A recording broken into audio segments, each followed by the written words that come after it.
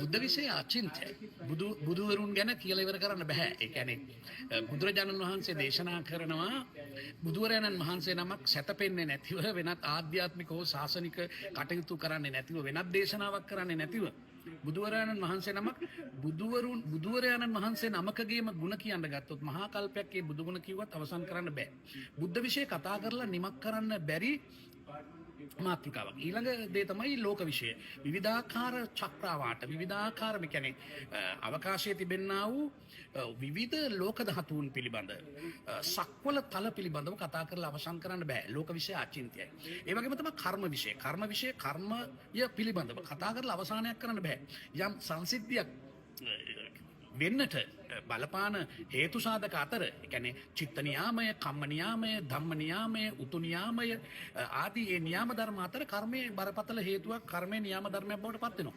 නමුත් මේ කර්ම විෂයත් කතා කරලා ඉවරයක් කරන්න බෑ. දැන් කර්මය විපාක දෙන්නේ කොහොමද කියලා පෙන්눔 කරන්න බෑ. දැන් විදුලිය බොත්තමක් කැබීමෙන් පලාතක්ම ආලෝකමත් වෙනවා.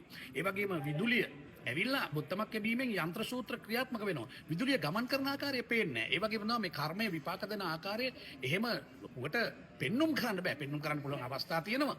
කර්ම විපාක දුන්නු අවස්ථා එනවා ලෝකේ ඉතිහාසයේ එහෙම ලෝකේ මවිත වුණු, පුදුම වුණු, විස්මිත වුණු ඉතිහාසයේ වැලිතලාවෙන් වැහිලා තියෙන එහෙම සංසිද්ධි තියෙනවා. කර්ම විපාක දෙන.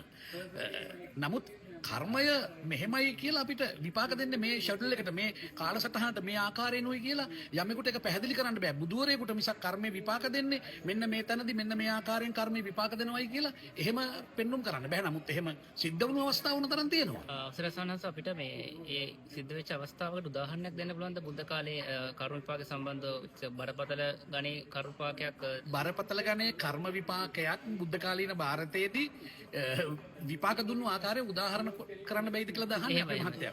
පැහැදිලිවම අපේ මහත්තයා දන්නවා ඇති බුද්ධ ශාසනයේ හිටිය ප්‍රබලම දායකයෙක් වෙච්ච අපේ බිම්බිසාර මහරජතුමා. බිම්බිසාර මහරජතුමා ඝාතනය කරලා රජ වෙනවනේ අජාසත්ත. පිතෘ ඝාතකයෙක් වෙනවා අජාසත්ත. එතකොට අජාසත්තට දාව බිහි වෙන දරුවා තමයි උදයභද්‍ර නොහොත් උදායි භද්‍ර. අජාසත්ත විසින් බිම්බිසාර මහරජුව ඝාතනය කරලා අජාසත්ත රජ වෙනවා. එතකොට අජාසත්ත ඝාතනය කරලා උදායි භද්‍ර නොහොත් උදයභද්‍ර රජ වෙනවා. උදයභද්‍රව ඝාතනය කරලා උදයභද්‍රගේ පුතා අනුරුද්ධ රජ වෙනවා. දැන් මේ බලන්නකො කර්ම විපාකයේ පරපුරෙන් පරපුරට එනවා. ඒ වගේම අනුරුද්ධ මහරජුව ඝාතනය කරලා මුණ්ඩ පුත්‍රයා මුණ්ඩ රජ වෙනවා. මුණ්ඩ තමයි ඝාතකයා, අනුරුද්ධ තමයි පුතා. එතකොට අනුරුද්ධ මහරජුව ඝාතනය කරලා මුණ්ඩ